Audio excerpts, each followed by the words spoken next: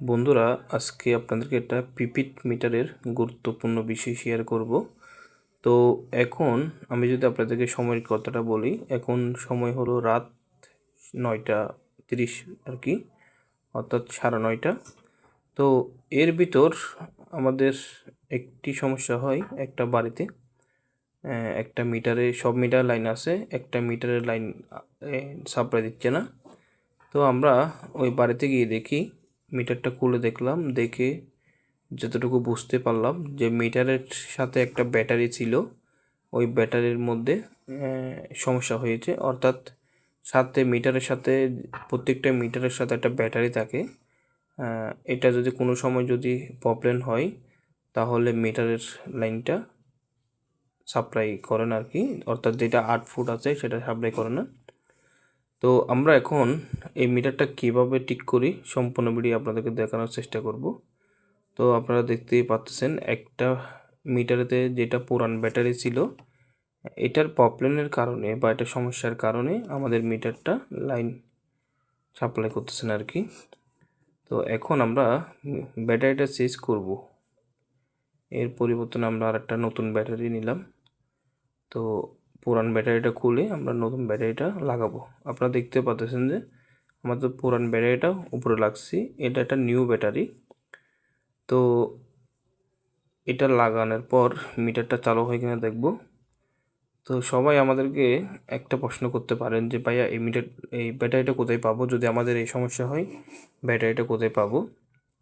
যদি আপনাদের কোনো সময় বা এই ধরনের প্রবলেম হয় বা কোনো সমস্যা হয়, আপনারা আপনাদের বিদ্যুৎ নিকট স্থানে যে আপনাদের বিদ্যুৎ অফিস আছে, অফিসের সাথে যোগাযোগ করবেন। ওখান থেকে একটা লোক এসে আপনাদেরকে, যদি এই ধরনের সমস্যা হয়, তাহলে ব্যাটারিটা চেঞ্জ করে দিবে।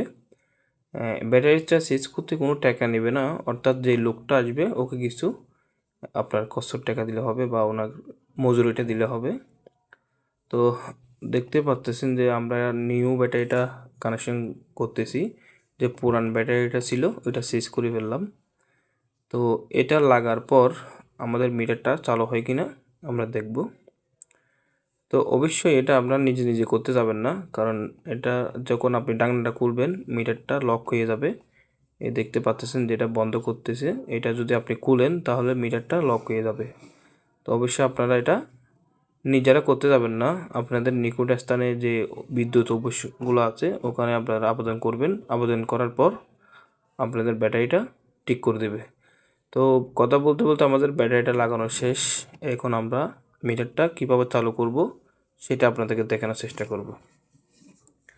তো আমরা যত এটা বিদ্যুৎ অফিসে কমপ্লেন করছিলাম যে আমাদের একটা মিটারের ব্যাটারির সমস্যা, তো এক্ষেত্রে আমাদেরকে একটা টোকেন নম্বর দেয় যে মিটারটা চালু করার জন্য। ব্যাটারিটা চেঞ্জ করছি যখন, তখন আমাদের মিটারটা লক হয়ে গেছিলো। এখন বর্তমানে ধরতে গেলে আমাদের মিটারটা লক। তো আমরা এখানে 20টা সংখ্যার একটা মিটার নম্বর টোকেন নম্বর মারবো আর কি। ও টোকেন নম্বরটা মারার পর আমাদের মিটারটা চালু হয়ে না দেখব। তো আপনারা দেখতেই পাচ্ছেন যে আমরা একটা টোকেন নম্বর তুলতেছি মিটারে, আপনাদেরকে দেখাচ্ছি। আমরা মিটার নম্বরটা আমাদের মোবাইলে আছে, অর্থাৎ এটা কম্পিউটার থেকে একটা টোকেন নম্বর দেবে, সেটা মিটারে প্রবেশ করতে হবে। তো এটা হলো 20 ডিজিটালের একটা নম্বর। যেভাবে আপনারা টাকা রিচার্জ করেন সেভাবেই মিটারে ঢুকাইতে হবে। অবশ্যই এখানে 20টা নম্বর থাকবে, সবগুলো মিটারে ঢুকাইতে হবে।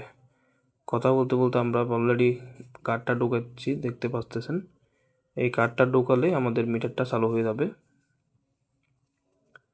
হ্যাঁ, তো আমাদের আপনারা দেখতে পাচ্ছেন আমাদের কার্ডটা ঢোকানো শেষ। এই মুহূর্তে মিটারটা চালু হবে।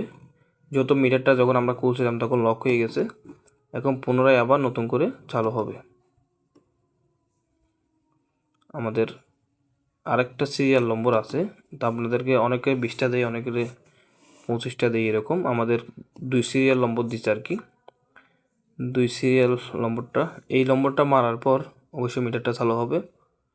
আপনাদেরকে পুরো ভিডিও দেখানোর চেষ্টা করতেছি। এই তো আমাদের নম্বর মারানো শেষ। আপনারা অবশ্যই বেস ফিল্ডটা ভালো করে মারবেন। এই যে দেখুন, আমাদের এখন মিটারটা একদম 100% ওকে দেখতে পাচ্ছেন। তো বন্ধুরা আজকে এতটুকু।